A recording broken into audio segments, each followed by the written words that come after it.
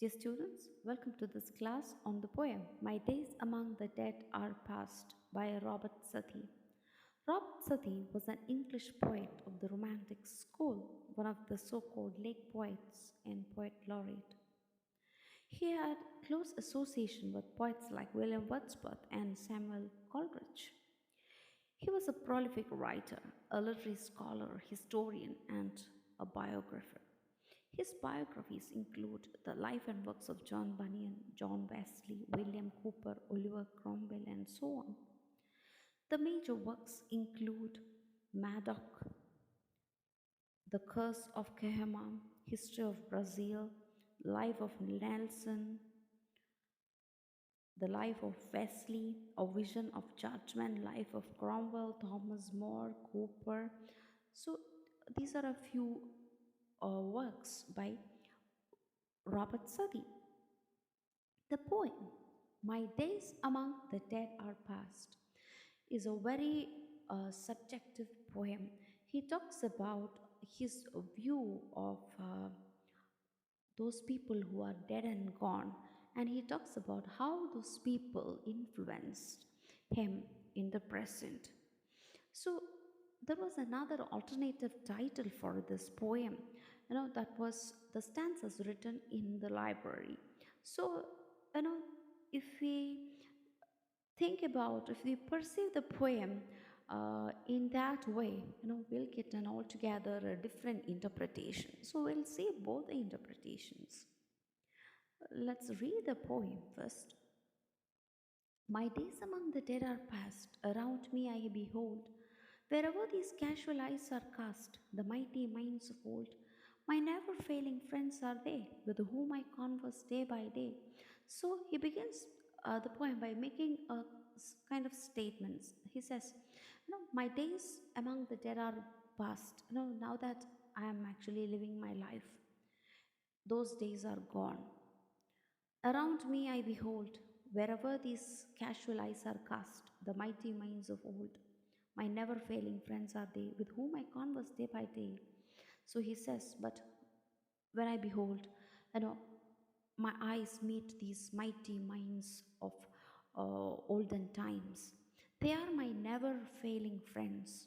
I converse with them day by day. So you can imagine this poet among the graves, conversing with the dead and thinking about the dead people as as his friends.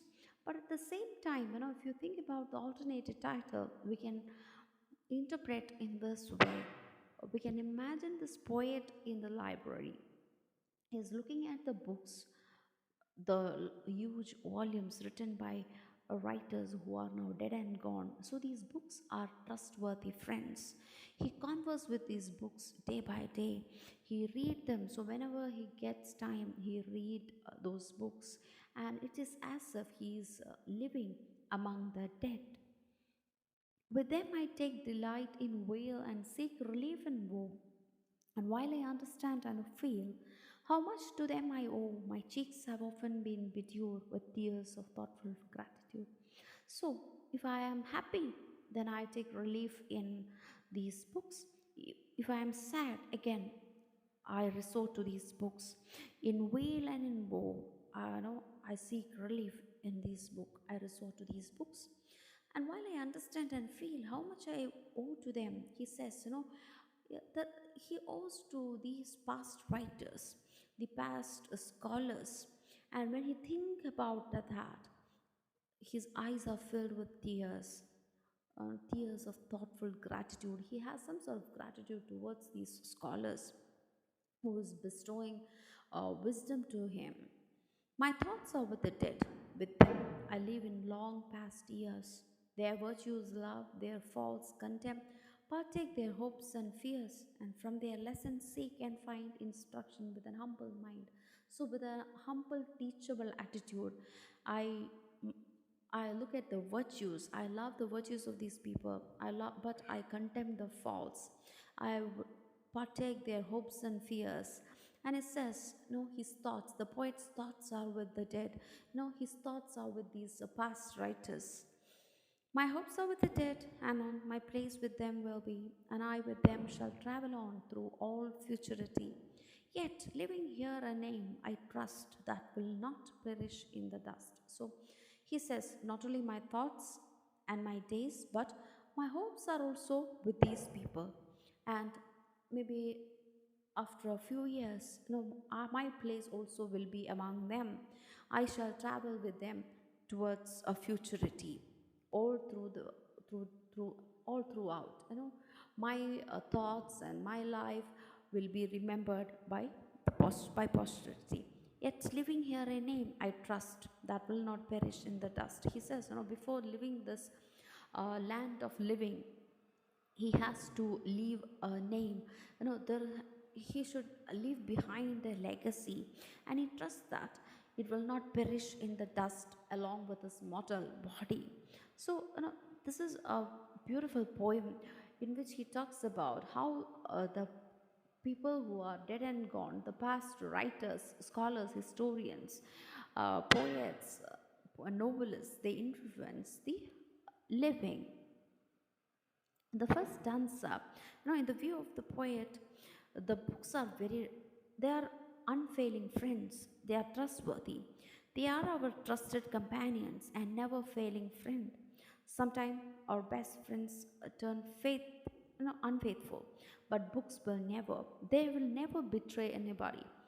If you are in grief, if you're happy, in whatever situation you are, the books will be your true companions.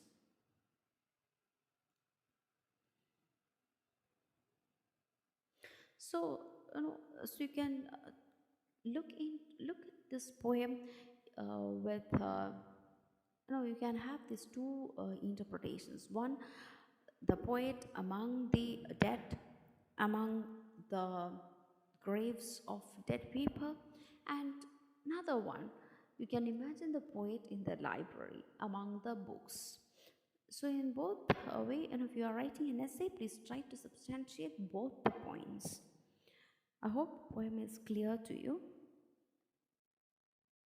Thank you.